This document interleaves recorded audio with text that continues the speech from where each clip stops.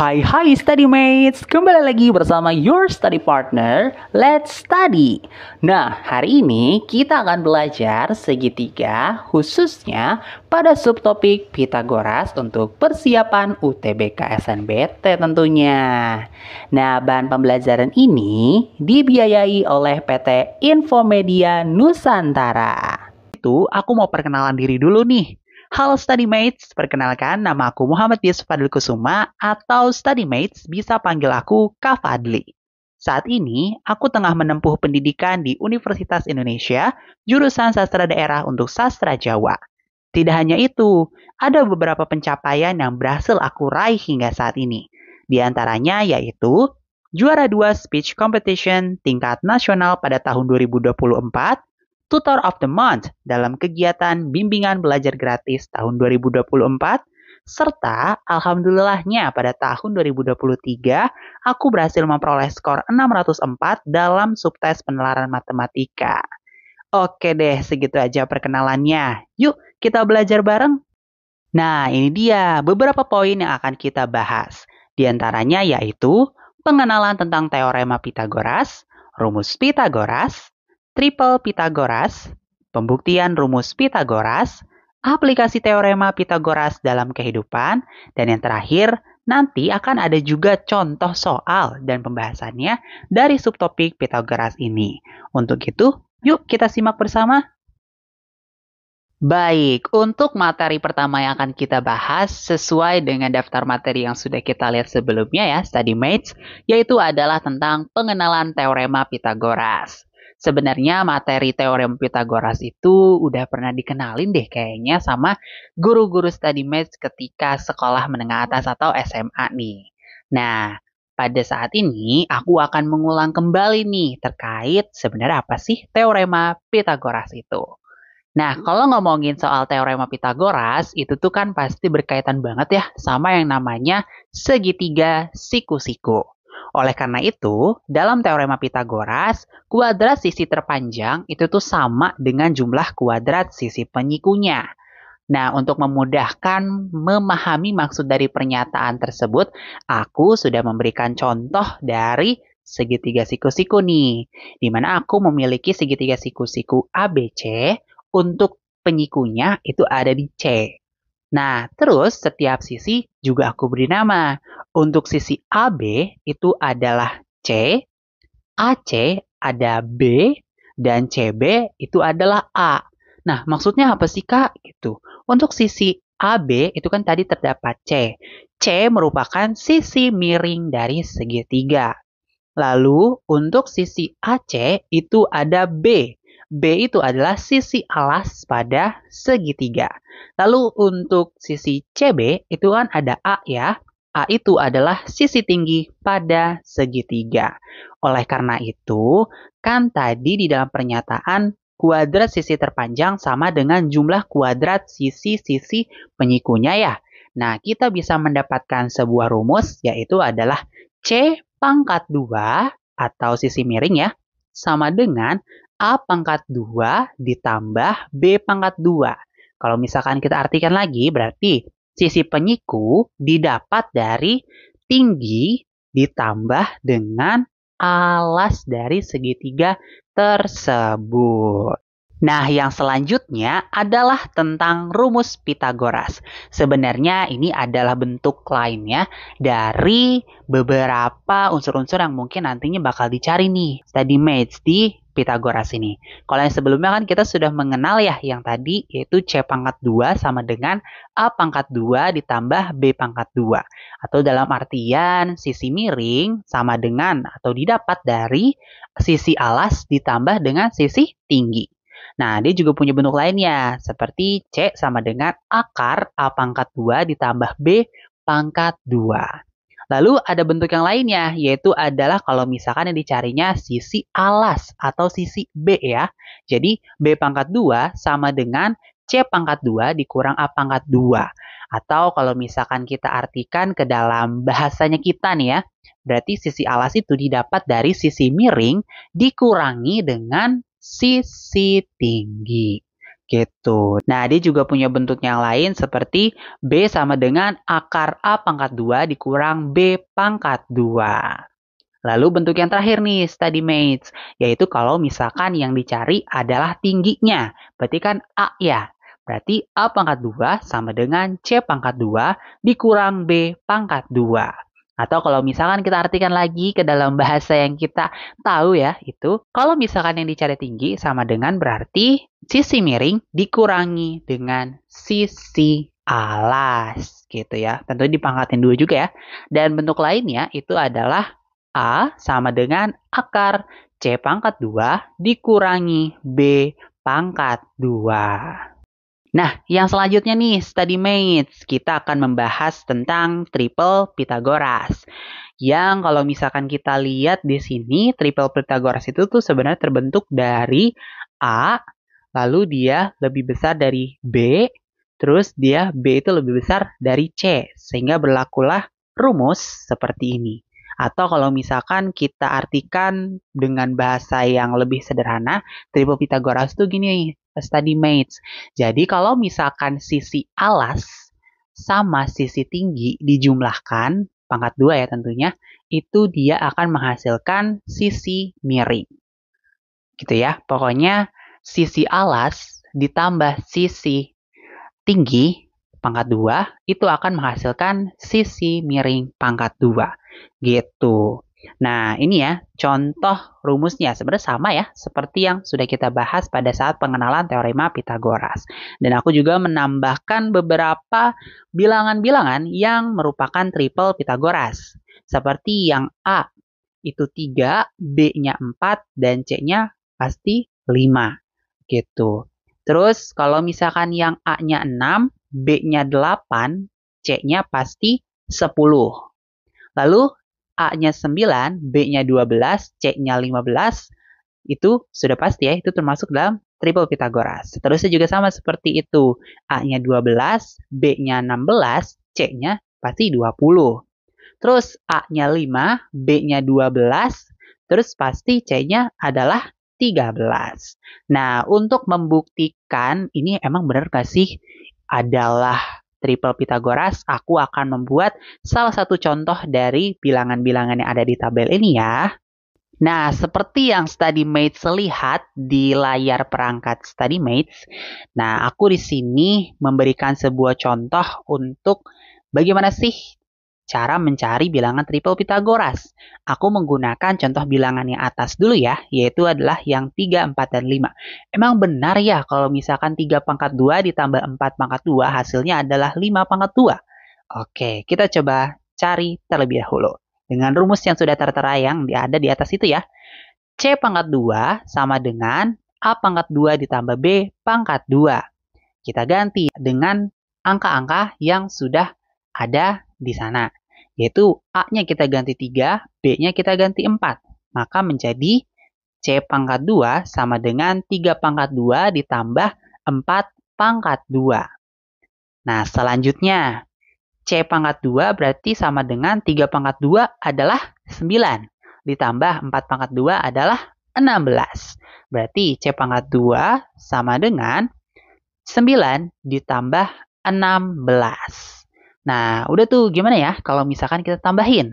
Berarti C pangkat 2 sama dengan 25. Nah, karena di situ masih ada tanda pangkat ya, study mates, berarti kita harus mengakarkan angka 25 tersebut. Berarti C sama dengan akar 25. Lalu setelahnya baru C sama dengan akar 2 dari 25 berapa? Yaitu adalah 5. Berarti terbukti benar ya, ini merupakan bilangan triple Pythagoras. Baik, itu dia ya tadi materi terkait pembuktian triple Pythagoras gitu ya. Nah, selanjutnya kita akan menuju materi pembuktian dari rumus Pythagoras itu sendiri. Gimana sih cara kita menentukan emang benar ya rumus Pythagoras itu formulanya atau bentuknya seperti ini? Nah, jadi untuk membuktikan Pythagoras atau rumus teorema Pythagoras, tadi mates, itu tuh dapat dilakukan dengan membandingkan dua buah persegi. Jadi di sini ada persegi yang dia ukurannya lebih besar, ada juga persegi yang ukurannya lebih kecil. gitu. Jadi caranya seperti apa? Jadi, luas persegi yang besar itu tuh harus sama dengan luas persegi kecil ditambah dengan luas segitiga. Nah, kalau study maths perhatikan, itu kan ada namanya CBA ya. Dan kalau misalkan study maths lihat secara seksama, itu akan membentuk segitiga siku-siku. Gitu ya. Jadi, luas segitiga atau segitiga itu didapat dari sana ya. Nah, selanjutnya barulah kita uraikan. B ditambah A dalam kurung dikali dalam kurung B ditambah A. Itu merupakan luas persegi yang besar. Sama dengan C pangkat 2 ditambah 4 dikali setengah B dikali A. Selanjutnya, kita kalikan pelangi ya. Seperti biasa, berarti menjadi B pangkat 2 ditambah 2B dikali A ditambah A pangkat 2. Yang sebelahnya juga sama, yang sebelah kanan. Sama dengan C pangkat 2 ditambah 2B dikali A. Selanjutnya, B pangkat 2 ditambah A pangkat 2 sama dengan C pangkat 2 ditambah 2B dikali A. Dikurang 2B dikali A. Nah, barulah setelah kita lihat-lihat kembali, ternyata 2B dikali A dikurang 2B dikali A kan habis ya. Nah, ketemulah kita dengan rumus Pitagoras tersebut, yaitu B pangkat 2 ditambah A pangkat 2 sama dengan C pangkat 2. Berarti memang pembuktiannya benar ya untuk rumus Pitagoras ini. Baik, setelah kita simak bersama penyampaian materi tentang teorema Pitagoras, selanjutnya kita akan menuju ke latihan soal. Ya, pokoknya setelah mendapatkan materi, biar lebih paham lagi nih pengaplikasian teorema Pitagoras. Nah, kita ke latihan soal yang pertama nih. Yang pertama ini modelnya itu adalah soal pilihan ganda. Kita baca dulu ya, study mates. Pada gambar berikut, panjang FL sama dengan 12 cm dan FM sama dengan FD sama dengan 16 cm atau cm ya. Keliling bangun tersebut adalah, nah kita diminta mencari kelilingnya nih ternyata. Dan di sini karena bentuk soalnya pilihan ganda disediakan juga beberapa pilihan jawabannya. Yang A 78 cm, B 80 cm, C 86 cm, D 92 cm, dan E 102 cm. Oke, nah study maths boleh banget di stop dulu videonya untuk study maths. Pikir dulu nih kira-kira jawabannya yang mana sih? Dan kira-kira caranya seperti apa? Baik, untuk yang sudah mencoba menjawab study maths, aku ucapkan terima kasih ya. Oke, selanjutnya kita akan menuju ke pembahasannya. Nah, kalau misalnya kita lihat-lihat di sini ya, ini kan ada dua bangun segitiga siku-siku, gitu ya. Di sini ada segitiga MKL, dan juga di sana sih aku melihat ada segitiga EDK nih. Oke, jadi ada dua, dan kita diminta mencari keliling dari kedua segitiga ini, gitu. Apa sih yang harus kita lakukan? Oke, yang pertama kita harus mencari panjang FK terlebih dahulu nih. Karena kebetulan kan segitiga EDK itu kan merupakan segitiga siku-siku. Maka kita berlakulah si teorema Pitagoras tadi. Berarti kita cari sisi DK dulu nih yang merupakan memang sisi yang sama seperti FK gitu. Oke. Nah, DK sama dengan akar EK pangkat 2 dikurang ED pangkat 2. Sama dengan, ini diketahui ada 20 nih ya. 20 akar 2, berarti akar 20 pangkat 2 dikurang 16 pangkat 2. Sama dengan akar 400 dikurang 256. Hasilnya adalah akar 144. Nah, akar 144 berapa? Yaitu adalah 12 cm. Oke, itu udah dapat sisi DK-nya nih, gitu ya. Nah, sekarang kita cari sisi FK. Gitu. Sisi FK didapat dari pengurangan DK dikurang dengan sisi DF. Nah, kebetulan kan ini DF udah diketahui ya, itu adalah panjangnya sebesar 8 ya, 8 cm. Oleh karena itu, kita tinggal masukin sisi DK yang sudah kita dapat tadi. DK dikurang DF sama dengan 12 dikurang 8, sama dengan 4 cm. Oke, karena beberapa unsur-unsurnya sudah kita dapatkan ya. Dan yang terakhir yaitu adalah kita tinggal menghitung keliling dari bangun tersebut.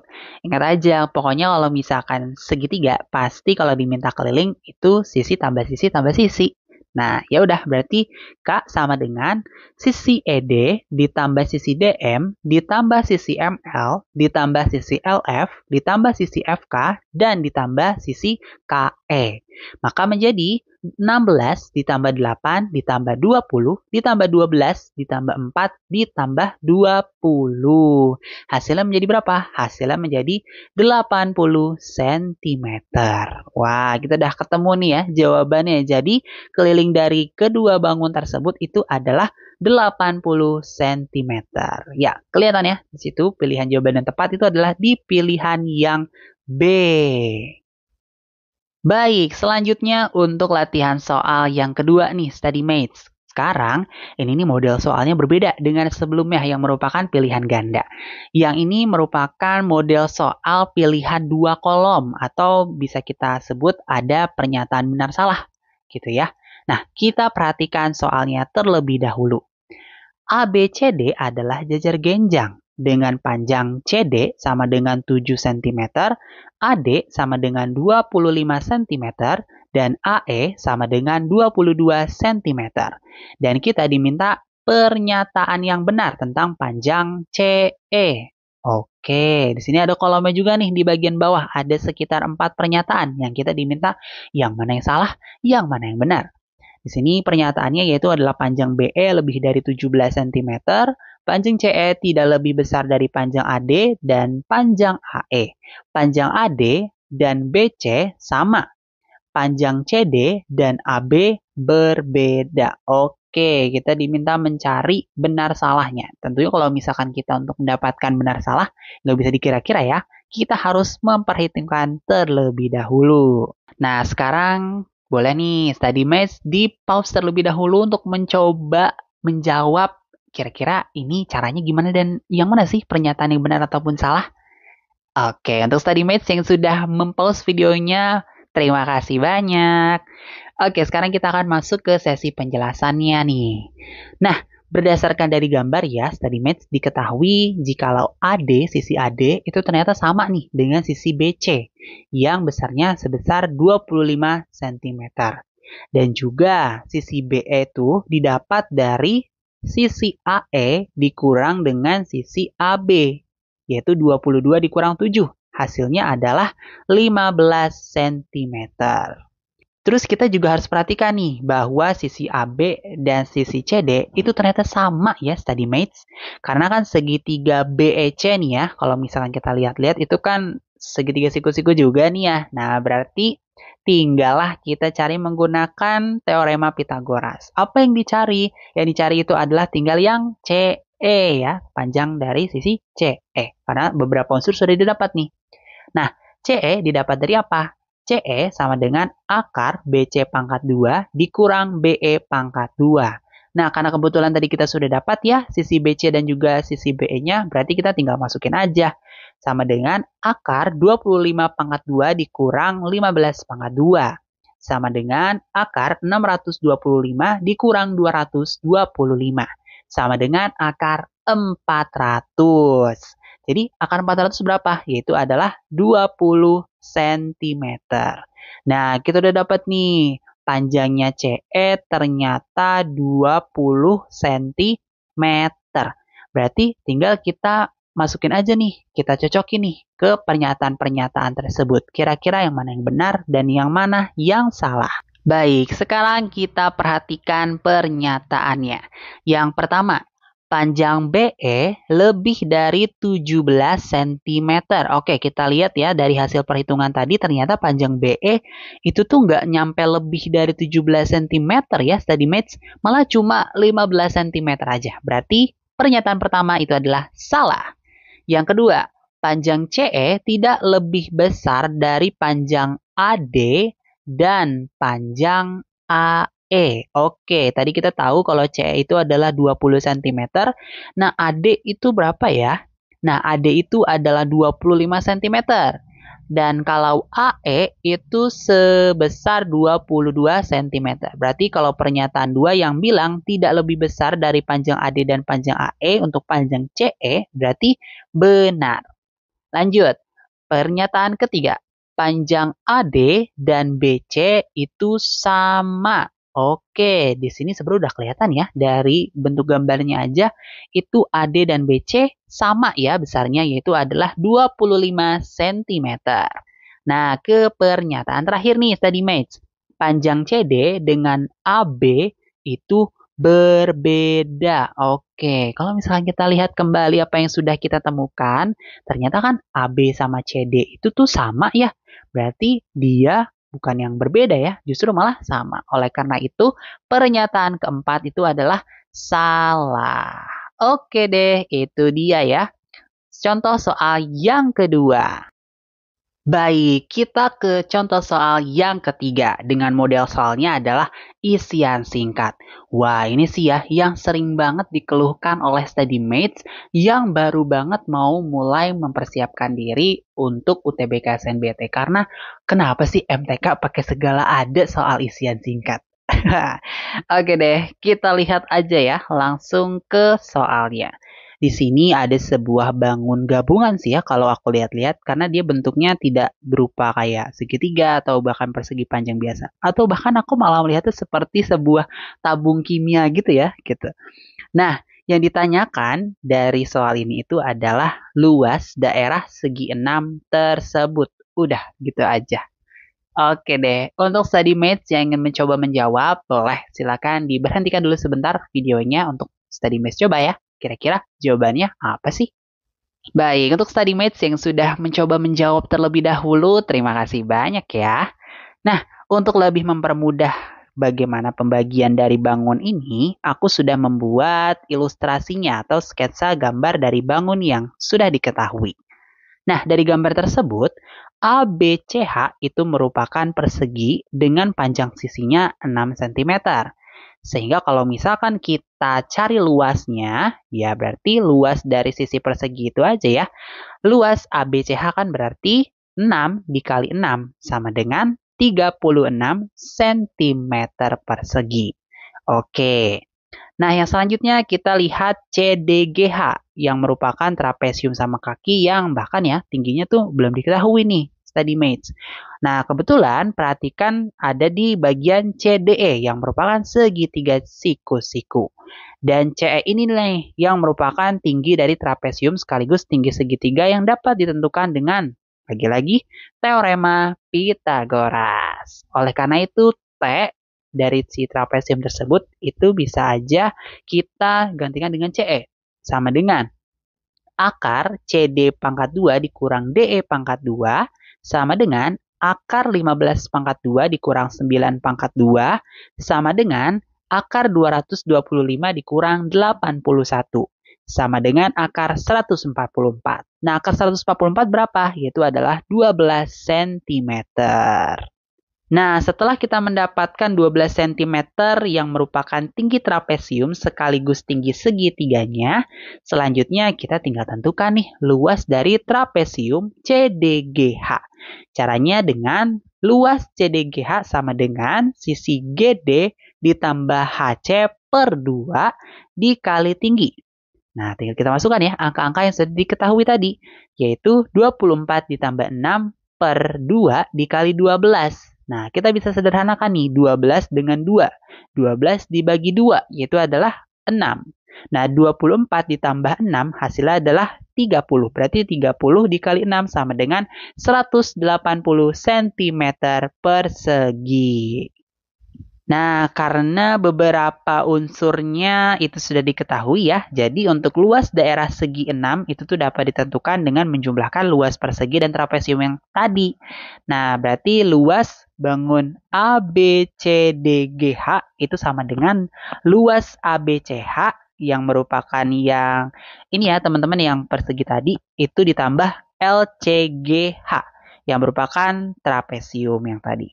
Berarti 36 ditambah 180 sama dengan 216 cm persegi. Baik, dari segala pembahasan-pembahasan yang sudah kita lakukan sebelumnya ya, StudyMates, ada dua hal yang ingin aku sampaikan kepada StudyMates dan ini merupakan rangkuman dari semua pembahasan tersebut. Nah, yang pertama, StudyMates itu harus banget memahami penggunaan rumus Pitagoras. Aku hanya menyarankan cukup satu ini aja nih, yang dicari sisi miring. Karena sisanya itu tuh hanya tinggal dibalik tandanya menjadi dikurang gitu ya. Jadi kan kalau misalkan yang biasa kita lihat itu sisi miring sama dengan sisi alas ditambah sisi tinggi atau C pangkat 2 sama dengan A pangkat 2 ditambah B pangkat 2. Nah, sisanya berarti itu adalah dikurang kayak kalau misalkan dicarinya sisi alas ya berarti tinggal dikurang aja. Sisi miring dikurang tinggi. Kalau dicarinya tinggi ya berarti sisi miring dikurang dengan alas. Seperti itu ya, StudyMates. Dan yang kedua itu adalah memahami bilangan-bilangan yang termasuk triple Pitagoras nih. Jadi ini penting banget ya, StudyMates. Justru inilah yang biasanya akan mempercepat StudyMates untuk bisa menghitung atau menghemat waktu gitu. Kalau misalkan sudah tahu A, B-nya ini, pasti C-nya ini, wah itu jauh lebih bagus ya. Oke, itu dia ya, key main takeaways yang dapat aku sampaikan pada sesi ini. Terima kasih kepada PT Infomedia Nusantara yang sudah membiayai dalam produksi materi ini. StudyMates bisa mereview kembali bahan pembelajaran textbook, PowerPoint, dan latihan soal pada link di description box. Let's Study juga menyediakan playlist YouTube khusus bahan pembelajaran loh. Jangan lupa dicek ya StudyMates. Pokoknya Let's Study jadi tempat belajar yang cocok deh untuk StudyMates yang ingin mempersiapkan diri menghadapi UTBK SNBT. Nah, StudyMates juga bisa mensupport Let's Study dengan berdonasi seikhlasnya.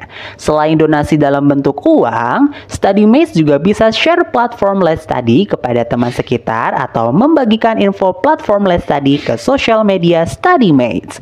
Ayo follow akun sosial media Let's Study pada Instagram, Twitter, dan TikTok agar selalu mendapatkan update konten bermanfaat lainnya. Terima kasih dan sampai jumpa di video berikutnya. Semangat!